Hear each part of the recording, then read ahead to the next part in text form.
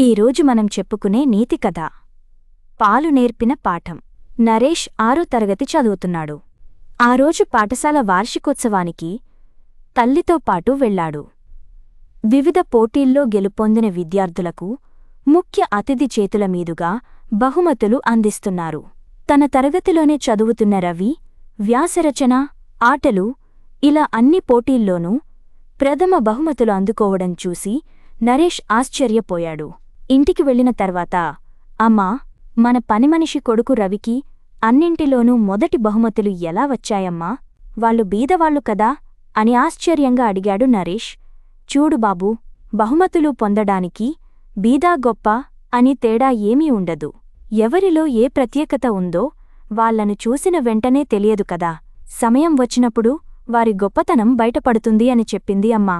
నరేష్ చేతికి పాల గ్లాసు అందిస్తూ, అదెలా అమ్మా అని అడిగాడు ఆశ్చర్యంగా నరేష్. మనకి పెరుగు, మజ్జిగ, మీగడ, వెన్న, నెయ్యి ఇవన్నీ ఎలా వస్తాయో తెలుసా నీకు అని అడిగింది అమ్మా. ఓ, ఇదిగో ఈ పాలల్లో నుంచే అవన్నీ వస్తాయమ్మా అని చెప్పాడు నరేష్ గ్లాసు చూపించి. అవునా? అయితే అవి ఎక్కడున్నాయో చూపించు అంది అమ్మా.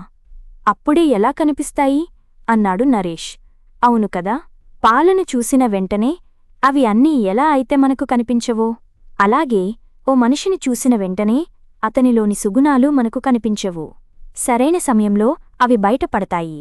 అందుకే రూపురేఖలు, స్థితిగతులను చూసి ఎవరినీ తక్కువగా అంచనా వెయ్యకూడదు. తెలిసిందా అంది అమ్మ.